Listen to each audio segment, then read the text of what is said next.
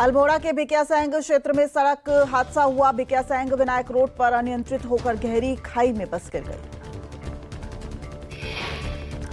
हादसे में करीब 7 लोगों की मौत हो गई। हादसे के समय पहाड़ी क्षेत्र से रामनगर की ओर जा रही थी बस। अचानक नियंत्रण बिगड़ने से सड़क से फिसलकर नीचे जा गिरी बस। हादसा इतना भयानक था कि बस के परखच्चे उड़ गए। मौके पर मच गई चीख पुकार। घटना की सूचना मिलते ही स्थानीय प्रशासन और पुलिस मौके पर पहुंची। राहत और बचाव का काम शुरू हो गया। दुर्घटना के बाद इलाके में अफरा तफरी मच गई। उत्तराखंड के मुख्यमंत्री पुष्कर सिंह धामी ने अल्मोड़ा दुर्घटना पर पोस्ट किया। भिकियासैंग के पास हुई बस दुर्घटना पर दुख जताया। उत्तराखंड के सीएम पुष्कर सिंह धामी ने अधिकारियों के साथ उच्च स्तरीय बैठक की। घायलों का सही से इलाज होने के निर्देश दिए। मुंबई के भांडुप में बस ने रिवर्स होने के दौरान 14 लोगों को कुचल दिया। हादसे में 4 लोगों की मौत हो गई।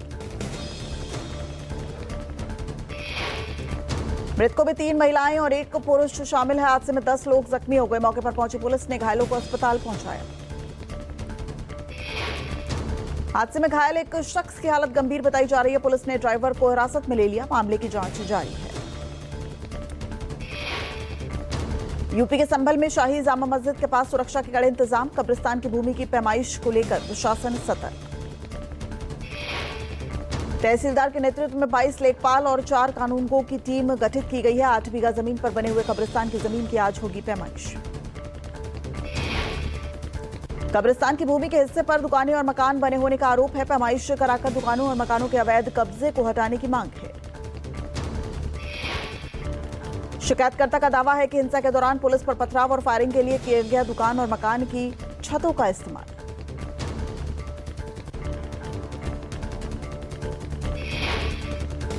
पश्चिम बंगाल में सियासी हलचल बढ़ी। गृह मंत्री अमित शाह 3 दिवसीय बंगाल दौरे पर। अमित शाह 2026 विधानसभा चुनावों के लिए बीजेपी की तैयारियों का लेंगे जायजा। पार्टी की कोर टीम के साथ बैठक करेंगे। मीटिंग में संगठनात्मक मजबूती और चुनावी रणनीति पर चर्चा होगी। कार्यकर्ताओं को देंगे जीत का मंत्र। पश्चिम बंगाल की सीएम ममता बनर्जी का आज बरजोरा दौरा। ममता जनसभा को संबोधित करेंगी। पीएलओ की आत्महत्या का उठा सकती है मामला। बांग्लादेश की पहली महिला प्रधानमंत्री खालिदा जिया का आज सुबह 6 बजे निधन हो गया। खालिदा ने 80 साल की उम्र में अंतिम सांस ली। खालिदा जिया बीते 20 दिनों से वेंटिलेटर पर थी। पिछले कई सालों से सीने में इन्फेक्शन की परेशानी थी। पीएम मोदी ने पोस्ट कर खालिदा जिया की मौत पर दुख जताया है। लिखा है, भगवान उनके परिवार को इस दुख की घड़ी में हिम्मत दे। महाराष्ट्र में मुंबई महानगर पालिका चुनाव में सीटों को लेकर बीजेपी और शिंदे गुट के बीच सहमति बन गई है। बीजेपी 137 जबकि शिवसेना 90 सीटों पर अपने उम्मीदवार उतारेगी। मुंबई भाजपा के अध्यक्ष सातम ने सीट बंटवारे का फॉर्मूला साझा किया है। दोनों दलों के उम्मीदवार आज अपना नामांकन पत्र दाखिल करेंगे। वहीं महायुति में शामिल एनसीपी गठबंधन से अलग बीएमसी चुनाव लड़ रही है। एनसीपी अब तक उतार चुकी है 64 उम्मीदवार। महाराष्ट्र में बीएमसी समेत 29 नगर निकायों के चुनाव 15 जनवरी को होंगे। 16 जनवरी को होगी मतगणना। पंजाब विधानसभा का विशेष सत्र। मजदूरों का रोष पत्र लेकर विधानसभा पहुंचे मंत्री हरभजन ईटीओ सदन में करेंगे पेश। मनरेगा खत्म करने और मजदूर नेताओं के पक्ष में बुलाए गए विशेष सेशन को देखने पहुंचे मनरेगा कर्मी। सदन से बाहर विधायकों से करेंगे मुलाकात। हरियाणा के कैबिनेट मंत्री अनिल विज ने अपनी ही सरकार को कटघरे में खड़ा किया है। विज ने लेबर डिपार्टमेंट में 1500 करोड़ के वर्क स्लिप घोटाले की किसी स्वतंत्र एजेंसी से जांच करवाने की मांग की है।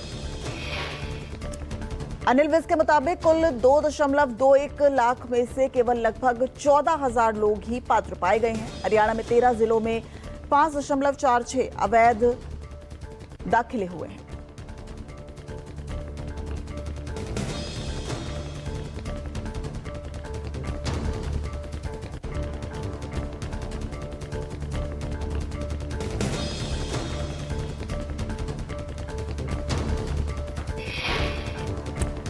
रक्षा मंत्रालय ने बड़ा कदम उठाया है। तीनों सेनाओं से जुड़े करीब 79,000 करोड़ के एडवांस हथियार और सैन्य उपकरण खरीदने के प्रस्ताव को मंजूरी दी है।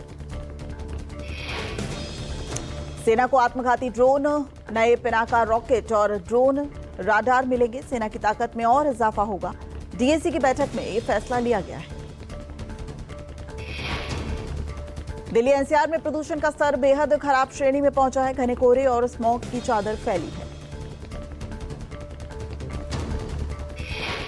भयंकर कोहरे के चलते कई इलाकों में विजिबिलिटी 0 हो गई। कई इलाकों में AQI 400 के पार पहुंच गया।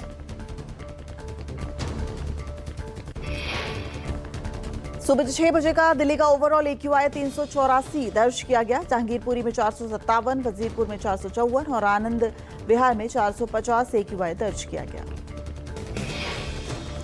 जबरदस्त वायु प्रदूषण के कारण लोगों को सांस लेने में तकलीफ हो रही है। डॉक्टर की मॉर्निंग और इवनिंग वॉक से बचने की सलाह दी है। कोहरे के चलते बड़ी संख्या में ट्रेनें देरी से चल रही हैं। नई दिल्ली रेलवे स्टेशन पर यात्रियों में आक्रोश नजर आया। घंटों स्टेशन पर करना पड़ रहा है इंतजार। नए साल से पहले पूरे उत्तर भारत में कड़ाके की ठंड पड़ रही है। मैदानी इलाकों में घने कोहरे के कारण विजिबिलिटी काफी कम हो गई है।